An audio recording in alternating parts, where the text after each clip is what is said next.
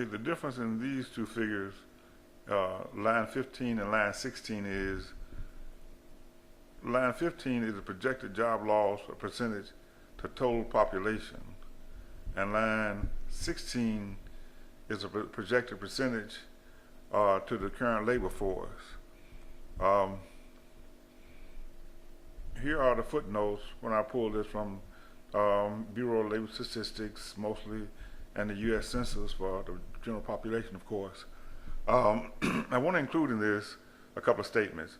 First, if anybody believes that the numbers are exaggerated, that's not true, because I did not extrapolate the fact that the last time the United States under President Reagan talked about immigration reform, the actual figures, or the final figures for the number of undocumented immigrants in the United States was actually 3 times what was proposed when the legislation was being proposed.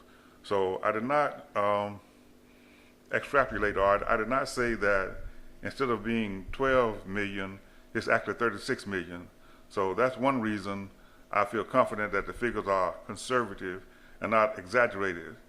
Another thing is, I hear people talking about the contribution to the economy by undocumented immigrants. That's frankly intellectually insulting. To say that a person could come to the United States with just the clothes on their back and contribute to the U.S. economy is again insulting. When Canada started importing immigrants from Taiwan, they imported the immigrants based on the amount of money the immigrants brought to Canada. The wealthier you were, the more likely you were to be accepted into Canada. In the Caribbean, if you rob a bank in England and you could go to the Caribbean without being extradited back to England, Switzerland accepts money regardless of where it came from. Switzerland, Caribbean islands, in order to contribute to an economy, you have to bring wealth. That's the way it works all over the world. So to say that somebody is contributing to the economy without bringing wealth it reminds me of when I was in college and I thought I needed a transmission or fluid change. And the mechanic told me there was no problem with the transmission fluid, it was nice and brown. And after I got out of college, I realized that all transmission fluid is red. So for him to tell me there was no problem because the transmission fluid was nice and brown was him testing my intelligence and insulting, well, he wasn't insulting it because I actually didn't know any better. So anybody with a minor in economics knows you can't contribute to an economy without bringing in money. And the more money you bring, the more you contribute. So this is a very conservative estimate.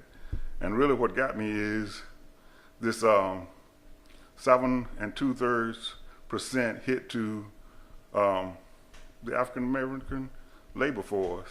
And even that 7.66 would be disproportionately into unskilled labor. And the same thing with Caucasians and the Hispanics who are here legally. And so that's why I had a problem with this. And it had nothing to do with races.